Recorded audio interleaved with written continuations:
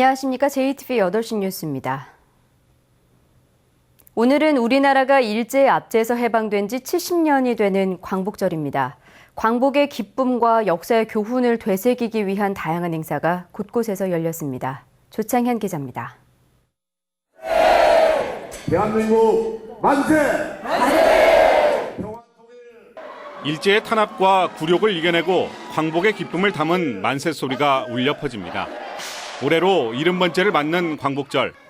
독립애국지사와 광복계 회원, 각계 인사 등 1000여 명이 모여 광복의 기쁨을 함께했습니다.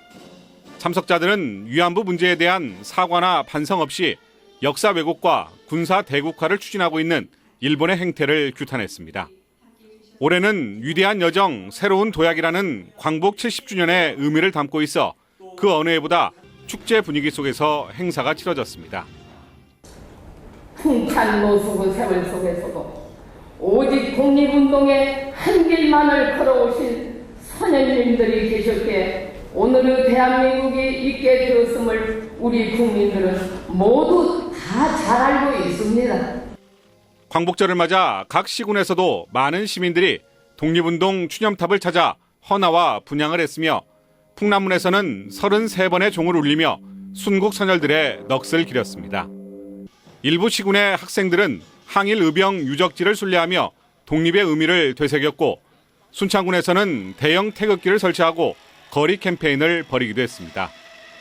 시내 아파트 단지와 거리 상가들도 태극기를 내걸고 치욕의 역사적 교훈을 되새기며 광복의 의미를 함께 나눴습니다. JTB 뉴스 조창현입니다. 전주 기린봉 자락에는 명성황후시에 가담한 친일파의 거두 이두황의 묘가 있는데요.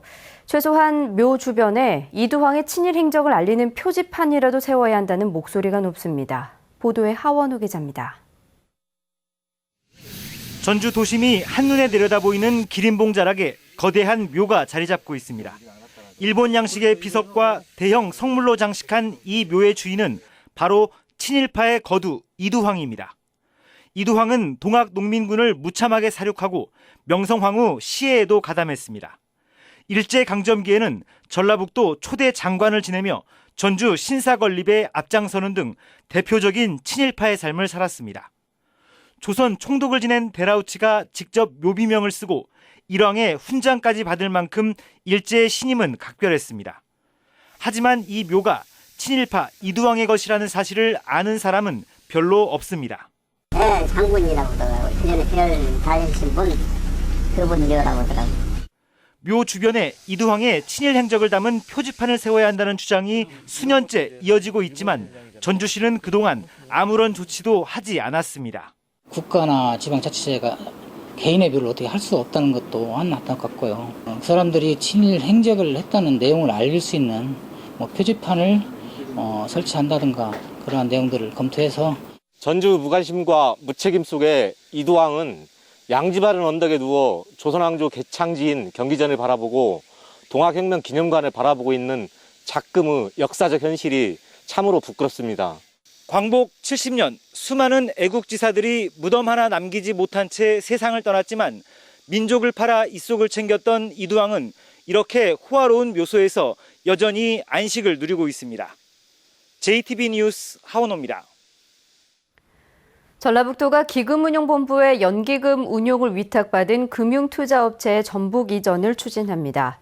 전라북도는 266개의 금융투자업체가 기금운용본부의 연기금 운용을 위탁받아 이를 투자하고 있는데 이 가운데 121개인 국내 업체를 설득하면 전북의 지점이나 지사 설립이 가능하다고 밝혔습니다.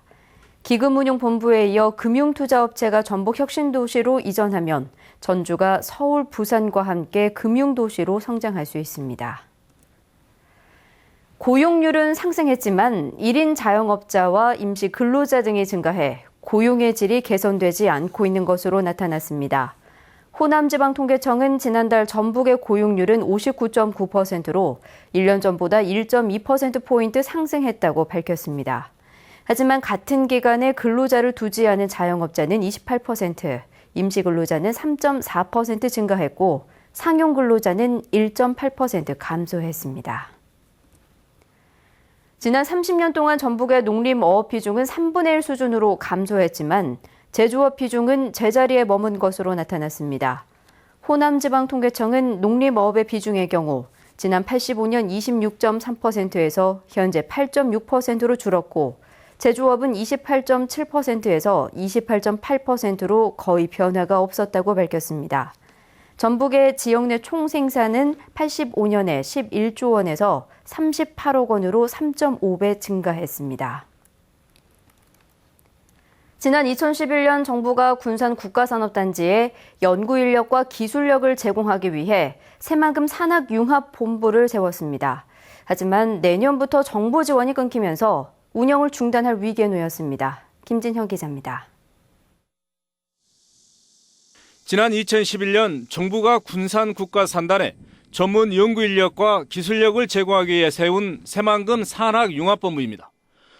국가산업단지 기업 60여 곳이 입주해 기술 개발 등 연구에 전념하고 있습니다. 연구 인력만 110명으로 기업들의 경쟁력 확보에 도움을 주고 있습니다. 그러나 새만금 산학융합본부가 내년부터 연구 등 기업 지원 활동을 중단할 위기에 놓였습니다. 해마다 20억 원씩 5년 동안 지원해주는 정부 지원 기간이 끝나기 때문입니다. 산업통상자원부는 2017년부터 독립하도록 계획했기 때문에 추가 지원이 어렵다는 설명입니다. 일단은 어떻게 될지 좀 더 상황을 좀 지켜봐야 할 그런 단계일 것 같습니다. 원래 계획은 5년간 정부에서 지원하고 그 뒤에는 이제 융합본부가 이제 자립하는 것으로 그렇게 되어 있죠.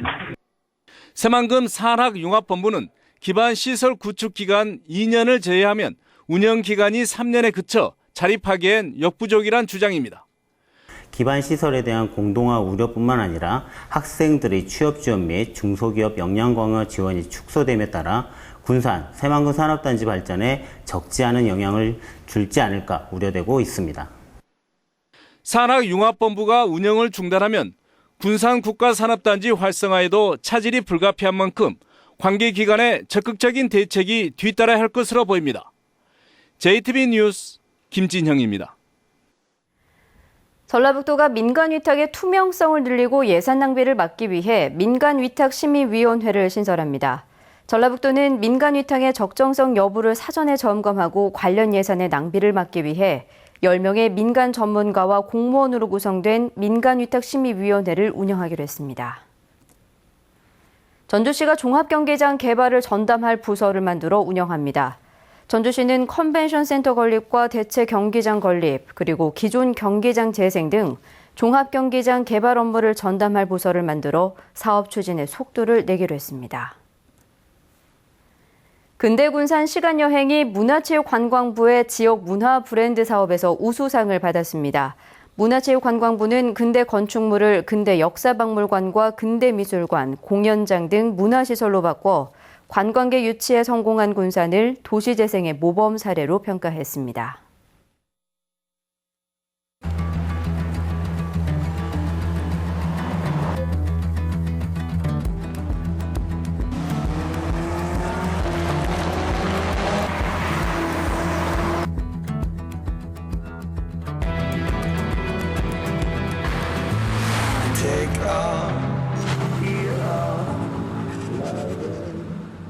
새로운 차원의 드라이빙을 향해 Next Innovation K5.